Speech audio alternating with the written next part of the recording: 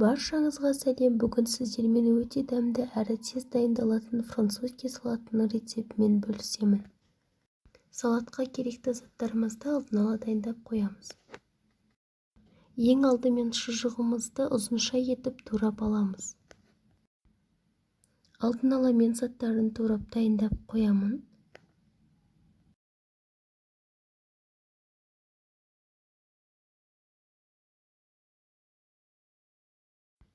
Турап болған шұжығымызды тәрелкеге салып дайындап қоямын.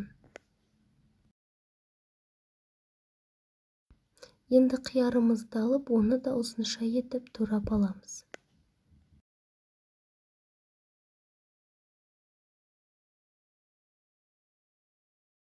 Оны да таза тәрелкемізге салып дайындап қоямыз.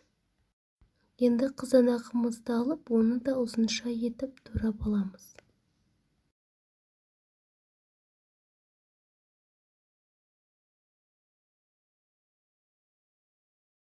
Турап болған қызанағымызды тәрелкемізге салып аламыз.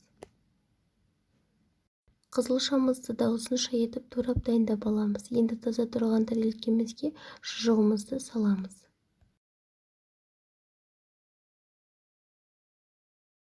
Шұжығымызды тәрелкемізге әдемілеп жайғастырып салып аламыз. Енді туралған қиярымызды саламыз.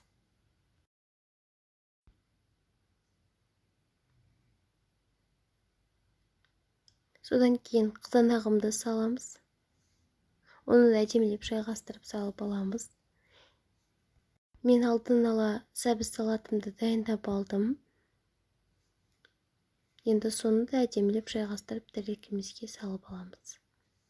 Енді дайын тұрған турап алған қызылшамызды да әдемілеп салып аламыз.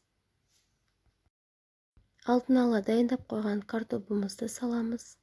Мен оны майда қуырып дайындап алдым. Міне барлық заттарды осылай етіп, ұзынша етіп турап, әдемілеп тәрелкемізге орналастырдық. Және де ортасына біз майонезімізді салып аламыз. Өзіне керекті мөлшерде ғана майонезімді салдым. Және де жүгері саламыз. Міне салатымыз дайын. Сіздер де дайындап көрсеңіздер болады. Өте дәмді әрі тез дайындалады. Видеоның соңына дейін қарасаңыздар, лайк басып, комментарий жазуды ұмытпаңыздар. YouTube каналыма тіркелуді де ұмытпаңыздар. Сіздермен болған Жансұлу.